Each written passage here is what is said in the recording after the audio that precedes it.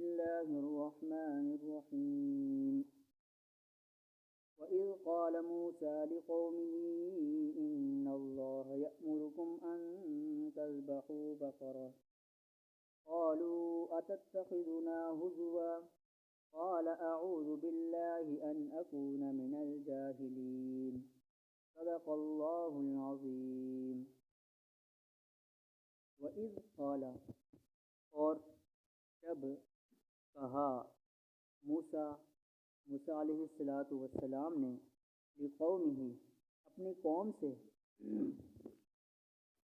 ان اللہ کہ بے شک اللہ تعالیٰ یأمرکم تم کو حکم دیتے ہیں ان تذبحوا کہ تم ذبح کرو بقرہ ایک گائے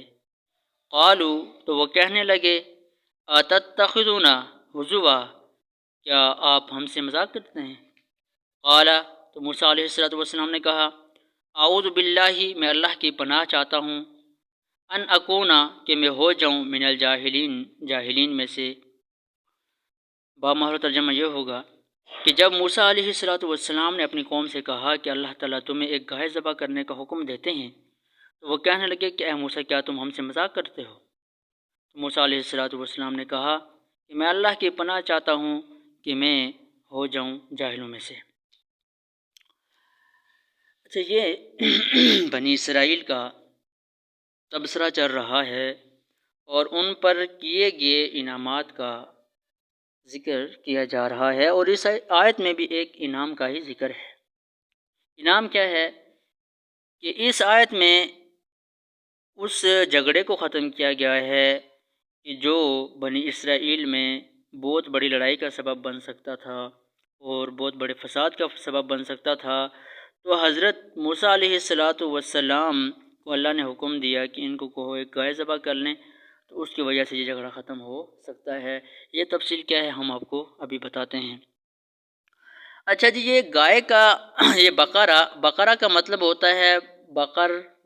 بقرہ بمعنی مشتق پھاڑنا مطلب۔ تو اس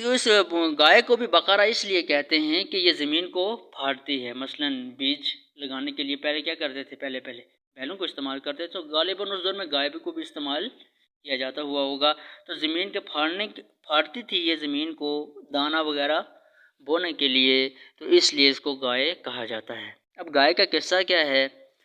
تو گائے کا قصہ یہ ہے کہ بنی اسرائیل میں ایک عامیل نامی شخص کا آدمی تھا، اور وہ بہت مالدار تھا، اور اس کی ایک ہی بیٹی تھی، باقی کوئی اولاد نہ تھی۔ اس کا ایک چاچا زاد بھائی بھی تھا، مثلا چاچے کا بیٹا بھی تھا۔ تو اس کی نظر اس کے مال پر تھی، اور اس کی پوری کوشش یہ تھی اور اس کا یہ یقین تھا کہ اس کے مرنے کے بعد مالک وارث تو میں ہی ہوں۔ تو یہ چاہتا تھا کہ اگر بعد میں ہی مالک بننا ہے تو ابھی کیوں نہ بن جاؤں۔ تو اس نے کیا کیا، یہ ارادہ کیا کہ اپنے چاچا کو قتل کر ڈالوں۔ تو چاچا کو قتل کر کے بنی اسرائیل جو باقی ان کے جھگڑوں اور فساد سے بچ کر دوسری جگہ پہ رہ رہے تھے، اور وہ اپنا دروازہ بھی شام کو بند کر دیا کرتے تھے، تو اس نے ایسا کیا کہ اپنے چاچا کو مار کر ان کی دہلیز پر دروازے کے سامنے لاش کو پھینک دیا، اور رات کو لاش وہاں پڑی رہی۔ صبح یہ چیختا چلاتا ہوا ڈھونڈتا ہوا اپنے چاچا کو وہاں پہنچا، اور جا کر ان کو کہا کہ بھئی تم لوگوں نے ہمارے بندے کو، میرے چاچا کو مارا ہے۔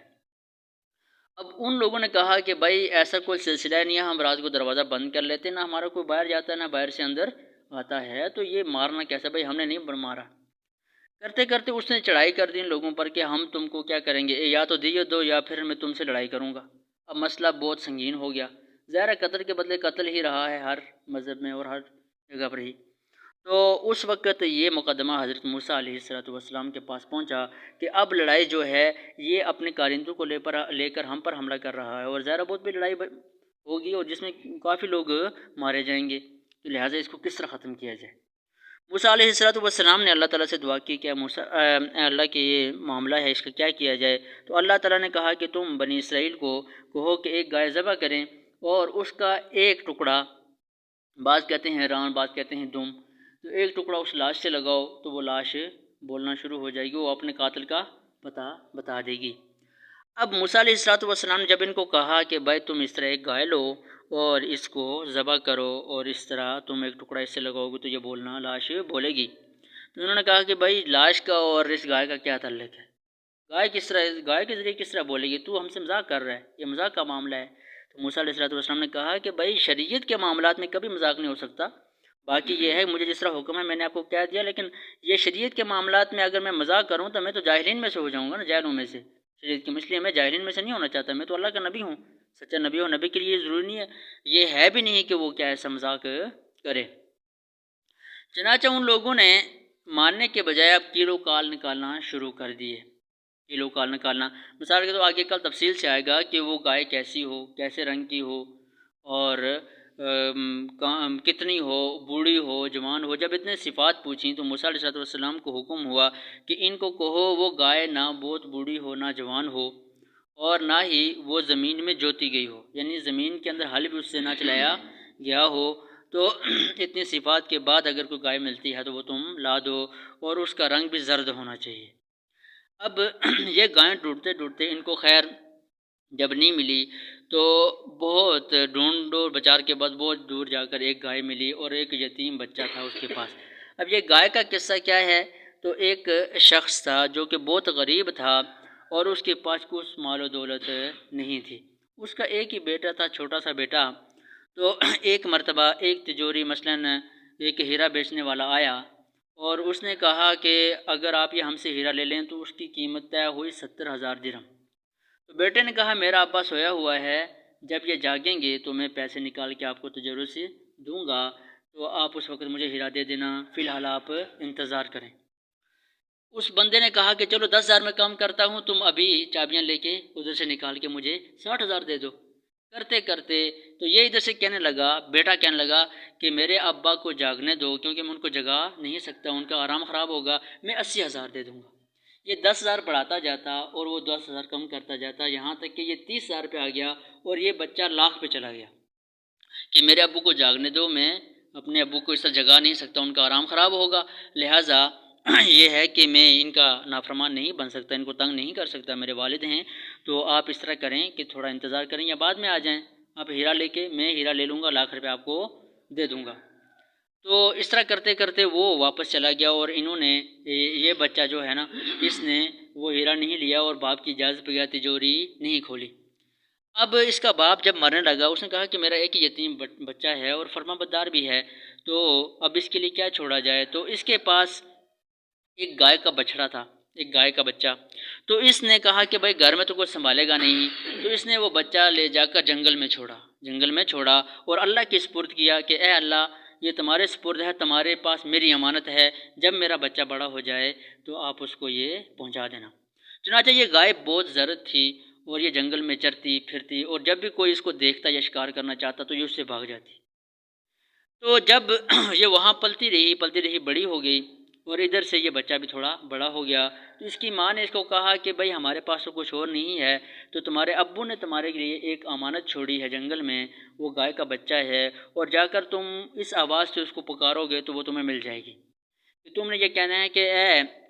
میں فلاں شخص کے بیٹا ہوں اور اے اللہ جو ہماری امانت آپ کے پاس ہے وہ مجھے واپس دلا دیں۔ چنانچہ اس نے جا کر یہ آواز ماری تو وہ گائے اور لوگوں سے تو بھاگتی تھی، اس کے پاس آ کر کھڑی ہو گئی۔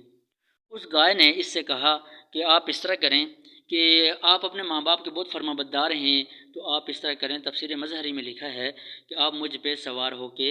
چلیں، آپ بہت تھک چکے ہیں، میں آپ کو اٹھا کے لے کر چلتی ہوں۔ تو اس نے کہا کہ بھائی بات اس طرح ہے کہ میں اپنی امی کی نافرمانی نہیں کرتا، میری امی نے کہا تھا کہ اس کو گردن سے پکڑ کے لانا، اوپر بیٹھ کر نہیں آنا، لہٰذا میں آپ کو گردن سے پکڑ کے لے کے چلوں گا، اوپر بیٹھ کر نہیں چلوں گا۔ تو اس گائے نے کہا کہ اگر تم مجھ پر بیٹھ جاتے تو میں کبھی بھی تمہارے ہاتھ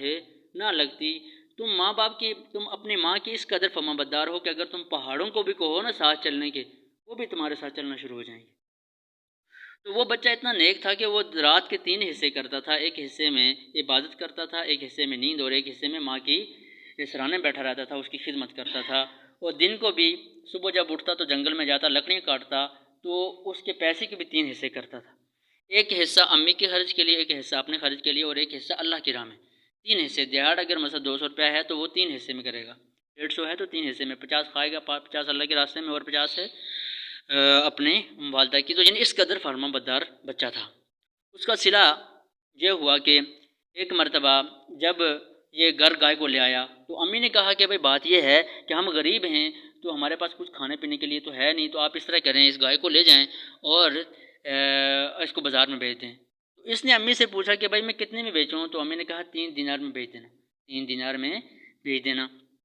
جب بازار گیا تو وہاں پہ اللہ تعالیٰ نے ایک فرشتہ بھیجا انسانی شکل میں، اور اس سے پوچھا کہ بیٹا یہ گائے کتنے کی دے رہے ہیں آپ؟ اس نے کہا 3 دینار کی دوں گا، لیکن پہلے امی سے پوچھ لوں، میں امی سے پوچھ کر، امی کے پوچھے بغیر میں نہیں کروں گا کہ اس شخص کو بیچوں یا نہ بیچوں۔ جب وہ امی کے پاس آنے لگا تو فرشتے نے کہا، انسانی شکل میں تھا، کہ بیٹا آپ ماں کے پاس نہ جائیں، آپ 6 دینار لے لیں اور بغیر ماں کے پوچھے مجھے دے دیں، ٹھیک ہے، امی سے نہیں پوچھنا۔ اس نے کہا نہیں، اگر میں 6 دینار میں آپ سے لیتا ہوں تب بھی امی سے پوچھوں گا۔ جب امی کے پاس آیا اور امی سے پوچھا کہ بھائی اس طرح ایک شخص مجھ سے گائے لینا چاہتا ہے اور وہ کہتا ہے کہ 6 دینار دینے کے لیے میں تیار ہوں، تو امی نے کہا کہ آپ جائیں دوبارہ اس سے اور اسے کہیں کہ 6 میں ہی دوں گا لیکن پھر امی سے پوچھوں گا، 6 میں ہی دوں گا لیکن پھر امی سے پوچھوں گا۔ تو اس نے کہا فرشتے، جب یہ دوبارہ اپنی امی کے پاس ہے تو امی نے کہا کہ یہ کوئی فرشتہ ہے آپ کا امتحان لے رہا ہے، کیونکہ اس کی ماں بھی پارسا تھی، نیک تھیں، اس لیے یہ انعام ان کو ملا۔ بہرحال اس فرشتے نے اس کو کہا کہ یہ گائے اگر ہاں، تو وہ فرشتہ کہنے لگا کہ بھائی آپ جتنی قیمت بولیں میں دوں گا۔ اس نے کہا کہ اگر آپ سونے کے بدلے میں بھی تولیں نا، میں امی کے فرمانے کے بغیر نہیں دوں گا، بے شک آپ اس کے بدلے میں سونا بھی دے دیں۔ اس فرشتے نے کہا کہ ان قریب تمہیں اس گائے کے بدلے میں سونا بھی ملنے والا ہے اس کے تول میں، تو تم اس طرح کرنا کہ اس کو گائے کو بیچنا نہیں ہے، اس گائے کو بیچنا نہیں ہے۔ ان قریب موسیٰ علیہ السلام پر اللہ کا حکم آیا ہے ان کی قوم کی طرف سے کہ ان کی قوم پر یہ آزمائش ہے کہ وہ ایک گائے ذبح کریں گے اور وہ بالکل تمام صفات آپ کی گائے میں موجود ہیں، اور وہ قوم آ کر آپ سے خریدے گی اور آپ جو منہ بولی قیمت بولیں گے آپ کو ملے گی۔ چنانچہ وہ آئے اور چونکہ انہوں نے سوالات کر کے اپنے اوپر مشکلات بڑھائی ہوئی تھیں، اور جب وہ آئے تو تمام گائیں ڈھونڈنے کے بعد یہ گائے ان کو ملی جس میں تمام تر صفات موجود تھیں۔ تو وہ قیمت کرتے تو یہ بچہ انکار کر دیتا کہ بھائی میں اتنے میں بیچنے والا نہیں ہوں، کیونکہ بچے کے ذہن میں کیا تھا کہ اس کے بدلے میں مجھے سونا اسی کے برابر، جتنا اس کا وزن ہے اس کے برابر مجھے سونا ملنے والا ہے۔ تو چنانچہ وہ قوم واپس گئی اور موسیٰ علیہ السلام سے کہا کہ بھائی بچہ تو نہیں دے رہا، گائے تو ہے لیکن وہ کہہ رہا ہے کہ اتنی قیمت دو۔ موسیٰ علیہ السلام نے کہا کہ اب کوئی کیلو کال نہیں کرنا، جو مانگ رہا ہے دے دو، جو مانگ رہا ہے دے دو اگر فتنے سے بچنا ہے۔ چنانچہ آئے اور اس گائے کو سونے کے بدلے میں تولا گیا اور اتنا سونا ان کو دے دیا گیا۔ اب گائے لے کر وہ گئے اور گائے کو ذبح کیا، اور اس کا حصہ جب لاش سے لگایا تو لاش نے اٹھ کر بتا دیا کہ میرے چاچا زاد بھائی نے مجھے مارا ہے اور لا کر یہاں ڈالا ہے، اور اس لیے کہ اس کی نظر میرے مال پر ہے اور میری بچی پر ہے، میری بیٹی سے شادی کرنا چاہتا ہے اور میرے بال کو ہڑپ کرنا چاہتا ہے۔ چنانچہ اس وجہ سے وہ فتنہ ختم ہوا ہے، لوگوں نے اس کے بدلے میں اس کو قتل کر دیا، اور بنی اسرائیل کو ایک بہت بڑے فتنے سے جو کہ لڑائی کا سبب بن سکتا تھا تو بہت سارے قتل و غارت سے بچا لیا۔ تو یہ تھا گائے کا قصہ۔ اللہ تعالیٰ